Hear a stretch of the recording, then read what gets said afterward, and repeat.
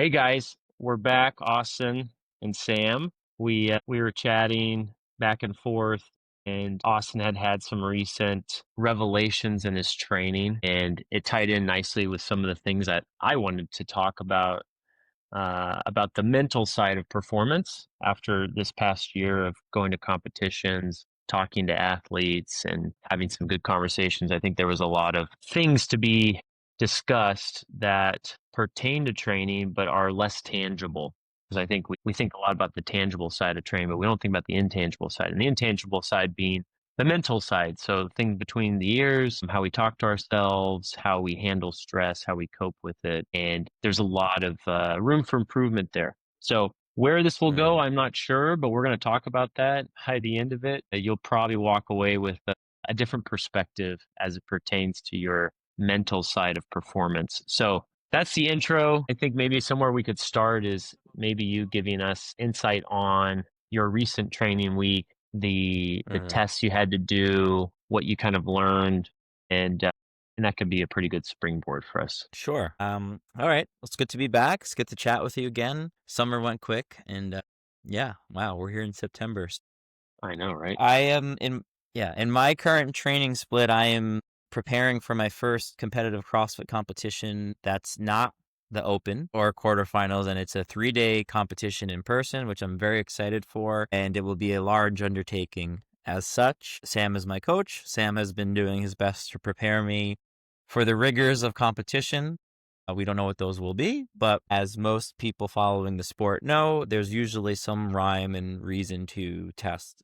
With that being said, usually there are at least one endurance type test. And for definition of endurance, let's call that a longer test where you're most likely using some sort of erg or your body, aka running, or double unders aren't an erg, but they're a modality that, even though in theory is unsustainable, is something that's used often in endurance in our sport, which is CrossFit. So this last week was a peak week in the sense where Sam will progress me over 4 to 5 weeks, and usually the last week, I say peak week, he probably doesn't mean it in that way, but there's some sort of test which is testing the progress of the previous training. And in this particular block, there were 2 days, Tuesday and Saturday, where I had two, I would call them monostructural based endurance tests. And on Tuesday, the test was 4-time 2,000-meter row, 500, that's right, 500 double unders, and 150 calories on the Echo bike.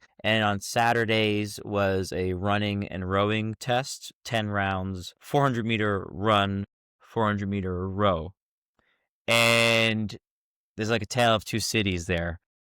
Tuesday's test and Saturday's test were polar opposites in my performance, my mindset, and just how I approach both. So everyone loves a redemption story. So Tuesday did not go as planned. And when I say as planned, I go into these workouts, especially tests, with an idea that I think is an achievable goal. And I think that's a good thing to keep in mind. It's achievable. Given my current experience, my training, what's realistic. Now, of course, we believe in shooting for the stars and wanting to expand yourself, but it's also good to be grounded in some sort of reality for the current time being.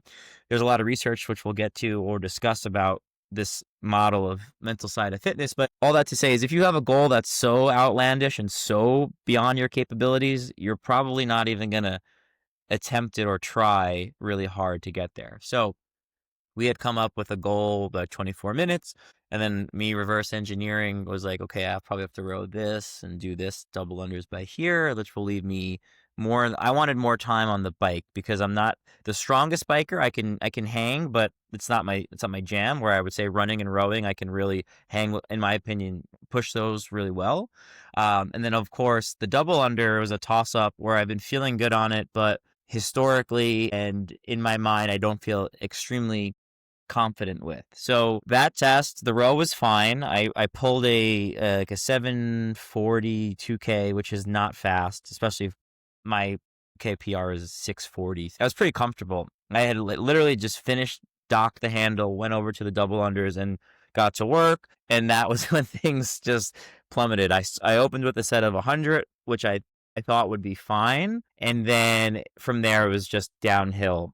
And when I say downhill, I basically mentally defeated myself as I got deeper in that set of 500.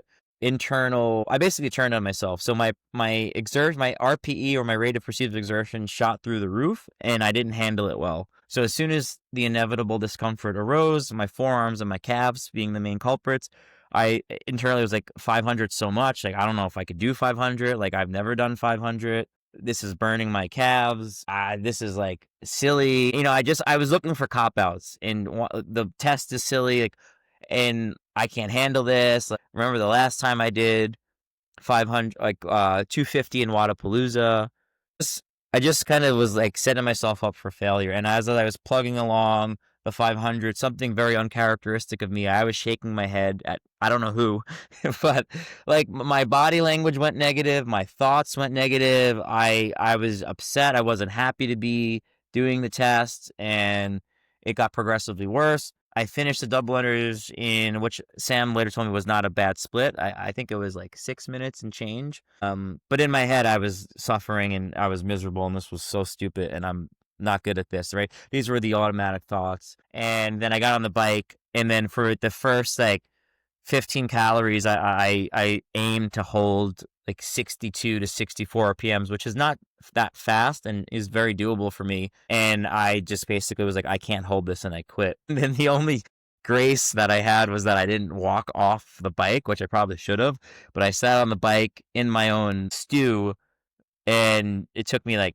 15 minutes to finish the bike. So where I'd finished the double unders and I would say more than half of the test in 14 minutes, I spent 15 minutes on the echo bike, upset at myself, and it was not good. Needless to say, I told Sam, I was like, "This the double unders fall." And then, fortunately for me, I spoke with Sam and also a friend of mine, Bobby Wallum, and they both were like, "Hey, man, like you probably don't want to hear this, but that's more of a mental defeat than anything." And I, at first, was upset, obviously, at myself. And then as the day went on, I accepted defeat and realized I probably maybe could improve my double unders, like definitely, but I could have posted at least a better score, which led me to be really hard on myself for that day and kind of like do some soul searching around like, wow, like that's not who I am. That's not aligned with my values. Why did I quit?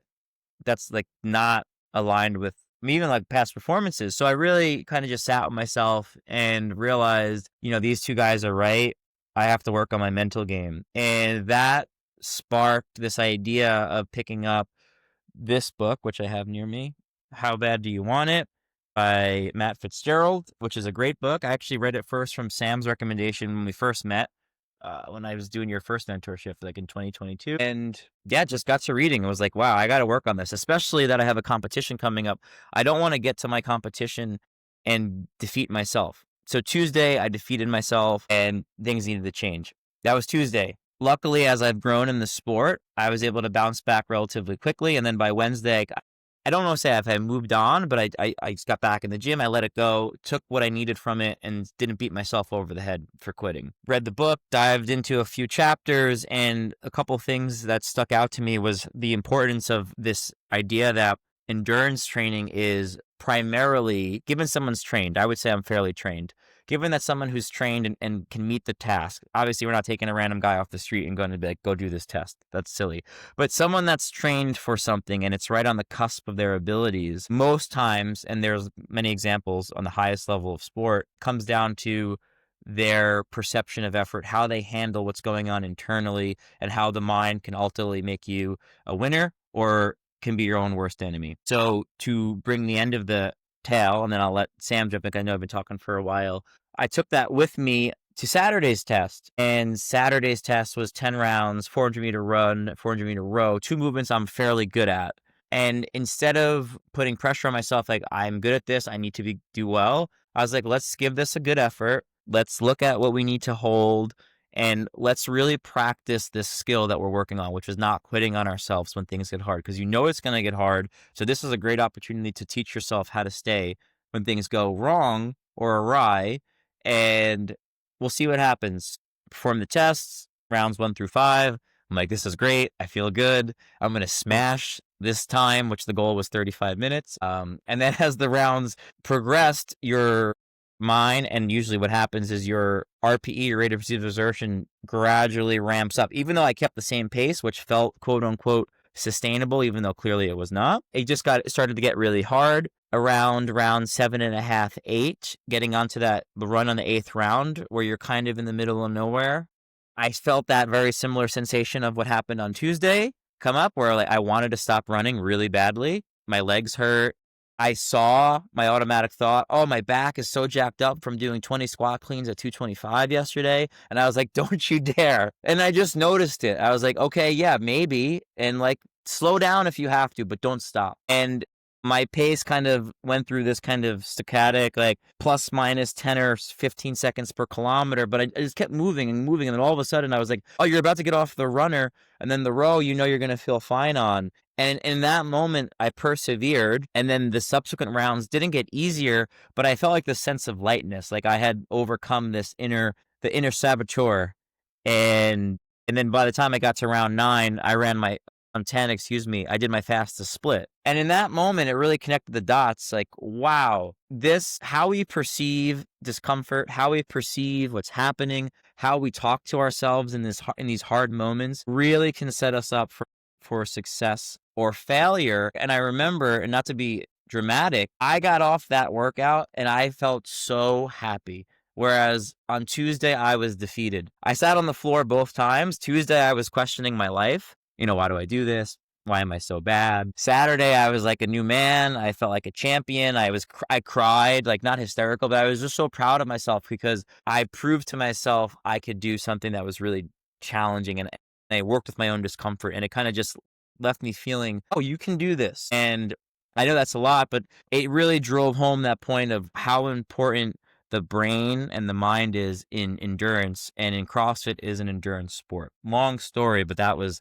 what led us to where we are. Perfect. No, that's really good. Thanks for sharing. Yeah, I pulled up your results from that test, which is a great test. I remember doing that for the first time in 2014. I remember getting to the bike and I'm like, oh man, I got 150 cals now on the bike after all that I've done thus far. Like, Yeah. and if I want a good time, that's the kicker. It's like you want a good time, you have to push the bike. You can't cruise. And so it's very mental because it's not like you're not gonna ride the bike at a pace that's maximal. It's gonna be Right. unsustainable, but it's gonna be like close to your critical power. Maybe it's gonna be a little bit faster, but it's uncomfortable. It's really uncomfortable, and your breathing's up, your RPE's up. You've already been in it a while, so your brain's getting tired. So you just have to stay very, very focused, and it's very mentally demanding. It's obviously physically demanding. It goes without being said, but your mind has to be very strong for that test. So any test that's long, but that one Mm-hmm. in particular, because we just talked about it. But yeah, that was one of the things after I saw Austin's results and his feedback. That was something I said that this test is very mentally demanding. You have to get off the bike and be focused for 150 calories, which could take 10 minutes, which is it's a respectable split. That's 15 a minute. It's like 64 to 65 RPM. So I said, I wouldn't chalk this performance up solely to the double unders. That was my point. I wanted him to walk away with that. To his point, his split was actually pretty good off of the double unders. He was under 15 minutes and I gave him a target of 24. So he had 9 minutes to do the bike, which given Austin's abilities, he could do that. So it was within reason.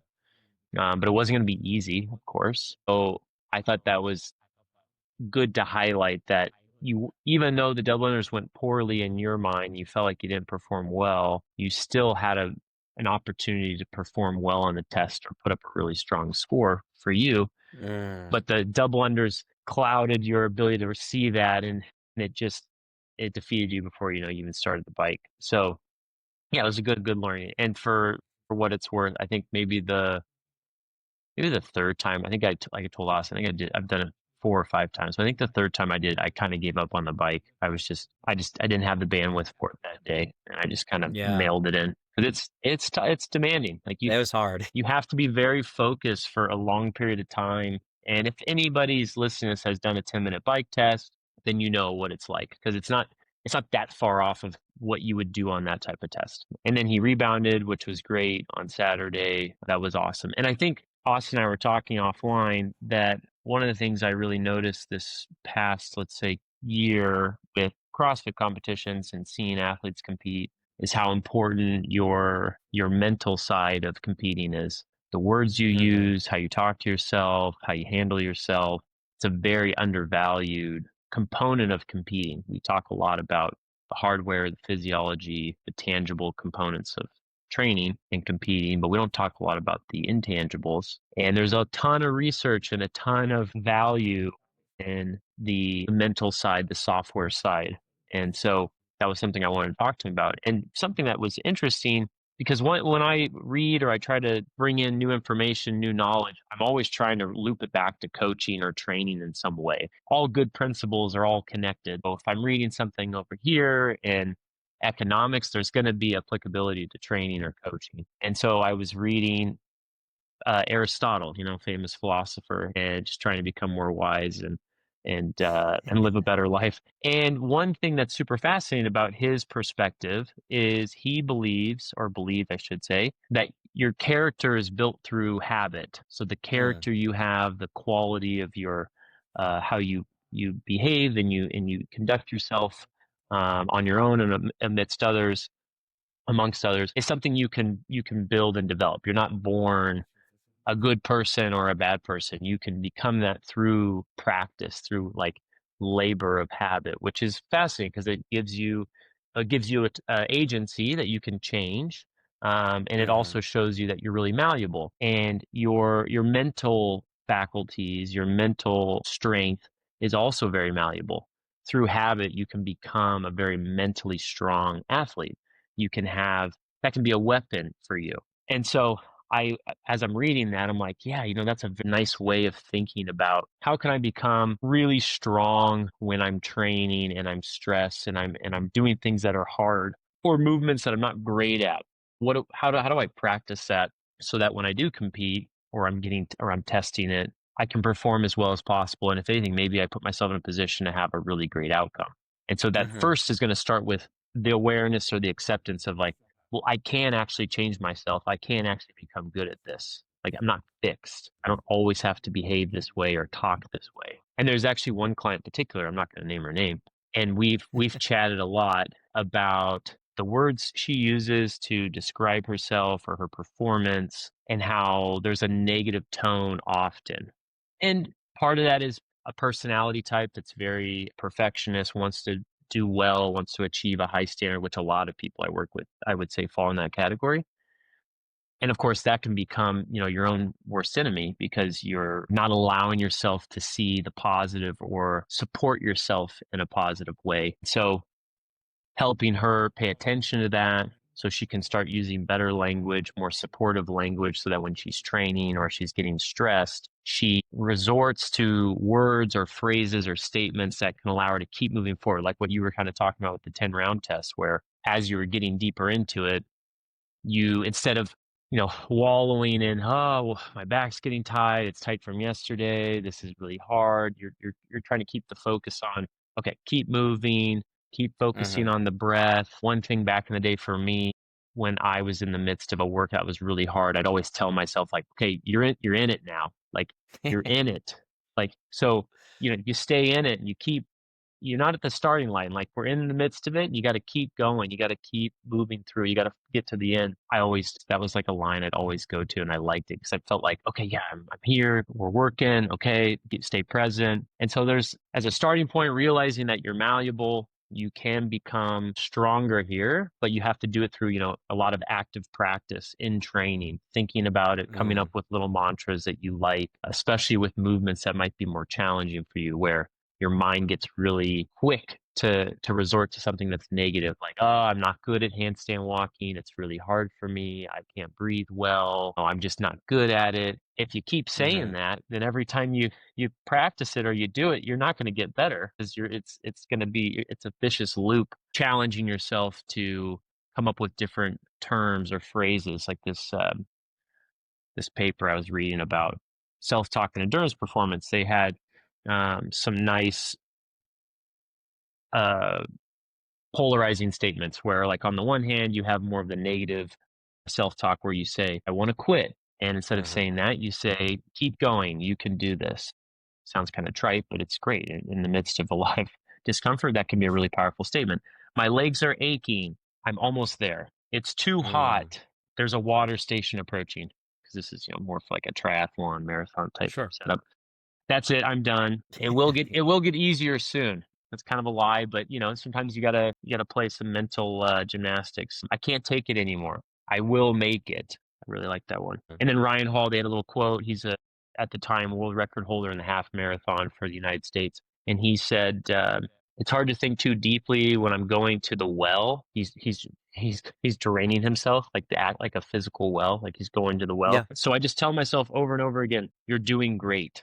I like that. I love that line. I was like, that's perfect. You're working hard, you're in a lot of pain, but you have to stay focused. And so you just come up with these little, you're doing great, keep breathing, your legs are strong, it's going to get better.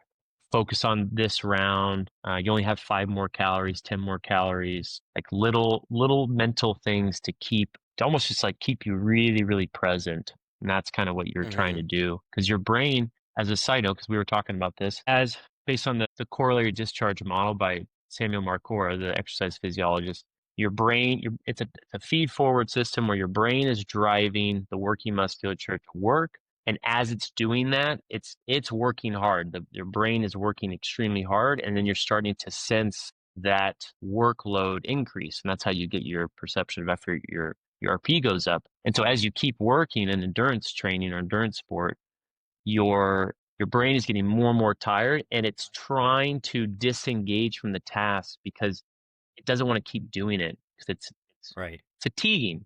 And there's a term for it. It's like a response inhibition or something. And it's something you're trying to train in yourself, is your ability to not give in to the temptation to disengage. And so you do that through Mhm. training, so that when you do a test like that, 2K, 500, 150, you force your brain to stay engaged in the task for the entirety of it. And so it's trainable. And that's why it's awesome. It's not like, oh, that's just the way I am, I just can't do that. It's like, no, no, no. It's Mhm. malleable. You can develop that through training. Yeah, I now threw a lot at you, but those are, I think, some nice initial thoughts on, yeah, how we can give a little bit more attention to the mental side, the software side of training, and how we can play with it and practice with it in training and when we do compete. Yeah, I mean, I didn't expect it to go this way, in a good way, but I've been on those notes, and I'm glad you said that term, the inhibitory response, right? I think I that's think in what the it's book. called. Yeah, no, you're right, because that was what I was looking for before we were chatting, doing some prep work, and the author likens it to, for example, when you're running Hmm. and an idea comes in your mind from a past negative experience, like, "Oh, last time I did this, I stopped." Can you notice that and not stop? Because that's what your brain, I don't know, I say it's biased. It's gonna whoops, sorry. It's gonna automatically Hmm. shove that in your head. You don't really have control over that. And you not to get too philosophical, but the only thing you do have control is like what you just were talking about. How do you respond to that, right? And what I think has been really interesting is it's almost like a coming full circle for me. And I spent many years in yoga and meditation background uh, in my early to mid 20s.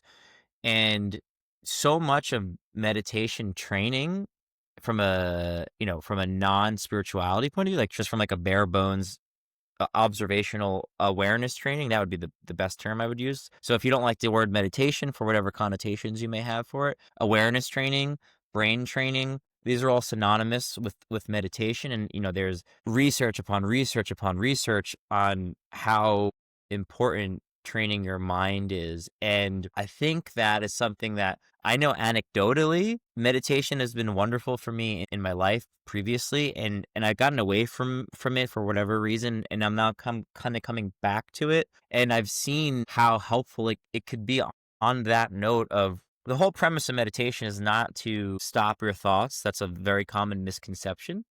People will have objections to meditating, or they're throwing the towel before they even give it a good chance. They'll be like, well, I can't stop my thoughts. So, well, that's a misconception. You'll never stop your thought, hopefully, right? That's what it means to be, have consciousness. But the training is rooted in understanding I have these thoughts, I have these internal experiences, and we'll take it out of exercise and I'll bring it into exercise. So I'm walking down the street and I see something, it scares me. I don't know, it's like a loud noise, it was a car alarm, whatever. I can't control how I initially reacted to that, like my body tensing, my physical reaction to it, and then whatever sensations are occurring in my body. But I can hopefully over time, and to your point, train that of, okay, loud noise, I'm not in danger, unnecessary. Let me let that go. That's a really simple example. Other things, maybe when you get angry, or this is off the cushion, they would say, and you experience these things, or somebody says something to you and it bothers you, or you're practicing that response inhibition of, okay, I may be angry, I may be upset. I'm going to allow myself to be upset, but I'm going to choose a wise choice here instead of, you know, damaging Yeah. our relationship. Now, likening that to exercise, and the book really helped bring it together. There's a chapter on how when you're exercising, so we'll keep it in CrossFit because I know that's the main audience. No matter how fit you are, even if you're Tia Toomey or Matt Frazier, you're gonna get most likely very uncomfortable if you're pushing your edge and you're racing and you're going for your, like Sam mentioned before, you're going for a time. Obviously, if you sit on the bike and you do very easy pace, that doesn't apply. But consider you're competing and you're pushing your limits, your psychological limits, your physical limits, and harder than you ever push yourself. Those internal sensations are going to arise in everyone. And the lens that we're coming at Sam and I and the researchers, and what this whole idea is stemming from, is that if you can change your perception of what's occurring and how it's affecting you, in theory, right? That's the whole theory of the model. You're changing the results. So to make it concrete, if when you're, like Sam said, your legs are burning, if you continue that narrative, oh my God, my legs, I'm weak, my legs are burning, this sucks, I hate it, why do I do this? You're just in the story, and it's taking you away from what you need to be doing, which is breathing, focusing on where am I in the race and contextually, how much time do I have? Am I going too fast? Effective strategies. And they liken it to what's a therapy practice. I'm not a therapist, but ACT, which is acceptance and commitment therapy. And what ACT is acceptance. So that word acceptance is one of the core tenets or principles of meditation, is you accept what's occurring in your body. Doesn't mean you like it. It doesn't mean, you love it or you're happy it's there. You just accept, wow, okay, I'm experiencing nerves before this CrossFit event. I'm experiencing discomfort on this bike. And the idea is that there's research that when you can change the relationship with what's occurring, you accept it, you choose then a response that will empower you in a way. So I know, kind of going off on a thread here, but that's, yeah, you're trying to work with and train this better, and I say better, more empowering response to what's happening. And the research proves or confirms that when you're running and you have that feeling in your legs feeling like rubber, if you don't like it and you're mad that it's happening and you think that it shouldn't be happening, you're most likely going to slow down, consciously or unconsciously. If you can get ahead of it and know this is normal. Like you said, I'm in it now, right? I'm in the thick of it now. There they are. I was expecting that to happen. You almost set yourself up for success because you're not blindsided for it. You're just like, oh yeah, that's par for the course. And last thing I'll say, and bounce it back to you, is I'm a fan of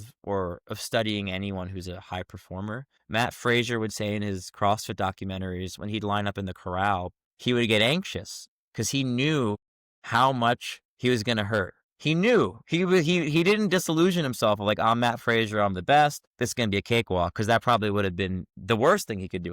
He knew, oh my gosh, I'm about to put myself through so much pain and so much discomfort, and I'm ready for it. So there's a lot of mental gymnastics that can play there, and physical training there, and yeah, it's just something how it's tied back to this idea of training your brain. Yeah, it's interesting the words he would use to yeah, it always fascinates me every time I would hear him in an interview or read something, because he would always talk about, like, which kind of ties into maybe their mantra for their company. But it's like he talks about lots of pain, I'm going to hurt really bad, and like that. Of Mm. course, it's one way you can approach it, but I think for most people that's not a productive way of looking at it, because it's probably going to lend itself more towards you connecting too much to the pain, and Mm, that might limit performance because you get overwhelmed with pain and the discomfort, as opposed to like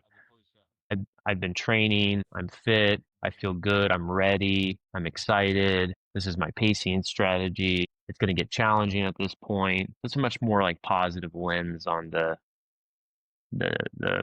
soon to be event or something like that. mhm, I think most people have to find ways to cope better with the discomfort, and it's through more of a mm, positive, more of a productive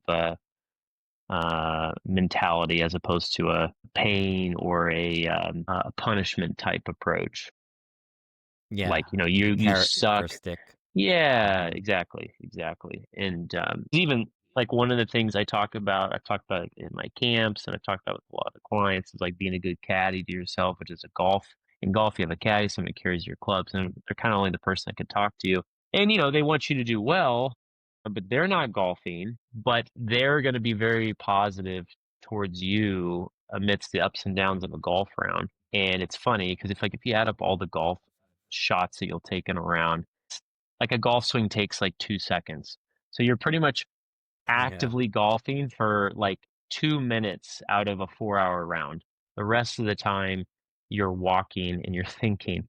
Golf's a very mental game, and mhm, so having a good caddy is really helpful. Like when you're struggling or it's a tough round, and they can help you stay focused, help you stay positive, help you keep your mind on the task at hand or the shot ahead of you. Because with all that time, your mind can just go everywhere. And so mhm, in CrossFit and in training, you want to be what I say is like you want to be a good caddy to yourself because you want to prop yourself up as much as you can, support yourself, use great uplifting language because it's going to be hard and you need you need as much support as you can get. It doesn't mean you're weak yeah, or you're soft. Like you need that support, and you need it to come from yourself. You can't outsource it all the time because when you're on the floor by yourself, it's just you. And if you don't have the ability to push yourself forward or support yourself by yourself, you're going to be on a lonely island out there when it actually matters. So you have to develop that internal support system or that confidence in yourself so you can rise to the occasion, especially if you're an individual athlete. If you're on a team, a little different because the different dynamics are story, yeah, different. You have like social pressures and you want to perform, but as an individual, you got to be a good caddy to yourself because you don't get a caddy out there. At least I had a caddy, which was nice. right. Just another component of of this very interesting part of training and competing and performance. One thing in the book I wanted to say that kind of tied into something that you were saying there towards the end. They talk about, let me find it. They talk about self-talk mechanisms. Mhm, So they mention how, oh, nice. They mention how self-talk, based on the psychobiological model, the self-talk can improve endurance performance by potentially decreasing perception of effort or mhm, increasing potential motivation. mm, And then they talk a little bit more specifically about that. And then one thing I listed at the bottom that was interesting is you can use motivational self, or so that would be like, I'm feeling good, push through this, legs are strong, words that are to uplift you because they have different categories of self talk. mhm, So motivational self talk doesn't necessarily reduce your perception of effort, but it can increase your willingness or ability to tolerate maximal effort. mhm, mhm, So your RP is going up, it's getting harder, but you can leverage motivational self-talk, positive phrases to allow you to cope better with the discomfort and the effort you're putting out. And so that's where you need those tools is when it's actually towards the end and it's getting really hard. You want to lean on those for handling the discomfort more and more. Not necessarily to decrease the RPE because the RPE will kind of stay up. it's yeah, There's right, some other things you can do to influence the RPE, but that that's an important thing to keep in mind is you're just trying to get better at coping with the discomfort. And the most important piece, not to leave this out, just so I don't forget it, is the single best way to cope with the discomfort is training. So mm, as you improve your fitness, your coping ability, obviously your performance is going to improve. So like back to the Matt Frazier example, It's like, yeah, he verbalizes it as I'm going to go through all this pain, I'm going to push myself hard, but he's also, the most capable of all the people competing. So Right. his experience is very different than those that are not as capable. And obviously we can't get inside their body and mind to feel what they're feeling. But I would argue that the sensation is less costly or less damaging than it is for the other people because the fitness is so much better. But you could also make a counter argument that with certain events, they could push themselves even further because they have the capabilities of that. But if you look at events and the way things are laid out and strategy, I think Hmm. it's very rare that athletes over 10 to 12 events are going to do that where they fully blow their load, because you have to now you have to start thinking more strategically. I have to save a little bit for this event because this one the next day is going to be really costly and I need my legs to be somewhat fresh. I can't have them be completely, zapped. So without going Hmm. down that rabbit hole. That's okay. That's Yeah. conversation for another time. Say that would be Yeah. Yeah. your strategy, right? And that's one other thing, last point Mm. to ping it back to you is like strategic self-talk was a category they talked about where you use like, how's my pace at the corner? It's going to bend more to the left. So I need to make sure I get to the left for the approach or whatever it might be. Or, okay, I know that the wall balls are it's going to be really hard. So I need to be like mindful of the movements that precede it. So that's Hmm. another way of getting the focus on something that's very present in front of you to again get you away from like, oh, I'm in pain, I don't feel great, this is really hard. It's like, okay, focus on the strategy. Like, what's my strategy? How am I breaking this up? How's my breathing? Because these are other things that I'll talk to clients a lot about. Like, okay, what was the pacing strategy? How are you Hmm. thinking about this movement? How are you breathing? And some people, if they're not thinking about that, like, I have no idea. I just go in and I do the workout. It's like, okay, so there's a lot of room for opportunity there. Because not only does it help you improve your performance, but it's going to help you cope with the stress and the discomfort of the work because you're keeping the mental frame on strategy or positive words of encouragement. Yeah, that concept of coping keeps coming. Oh, it's not the I Oh, guess, yeah. but that's the whole. I guess the whole premise of the book Yep. and that model is how are you coping with the discomfort? And I know it's an Yes. interesting word, but we're all just doing our best of in that in the lens of exercise science or an exercise rather. Yeah, how do you So cope with? I looked up the Yeah. definition of cope. What Hmm. does cope mean? Deal effectively with something difficult. That's perfect. I That's love what we're that. trying to do. Effectively. That's the key word, with something difficult. So how do I effectively work through my training, work through the competition, work through this performance? And that's coping. And so that's what you're trying to become really, really good at. Yeah, I mean that's where I think it's easy to underestimate the as agency is the right word, but our ownership as athletes and then on the other side as coaches of cultivating that through training and because it's easy to I was having a conversation with Michael, right, our Hmm. mutual colleague and friend, and he was reminding me how often we flock to things that are observable, measurable, quantifiable in training. Weight on the bar, reps, time. While that's important, there's a lot being left on the table from a coaching lens on what you can offer to your clients from developing you're not developing the coping for them, but you're helping them Yep. A, understand like you and I are doing right now, like educating. There is a big mental component of this. And then B, through training, through dialogue, through your designs, you are aiming to bring that up in like you said, in your clients. And then also on the flip side, have the client or the athlete take their responsibility, like similar to how you and I just worked this week. You just kind of highlighted, hey, I think there's more for you there. And I think could have been a mental error or a mental loss. And then I had to take that at face value and be like, he's probably right. Where were my shortcomings? But not a negative lens of just like, okay, now how do we work on this? And I think that's a great skill as well. And I think that's part of coping too, is almost that's the nature of our sport. Almost everyone gets got at some point in the sense where the unknown and unknowable does happen. and we don't really ever know how certain combinations of certain things will affect us. And sometimes things where we think are going to be really hard, we Hmm. can breeze through, and conversely, things that we thought would be better or easier stop us in our tracks. And that goes, yeah, we're developing better coping skills. And when that does happen, inevitably, how do we work with that effectively? I think it's normal and natural to be upset, but you don't want to live there. And that's something I personally have worked on in my life, not just my CrossFit.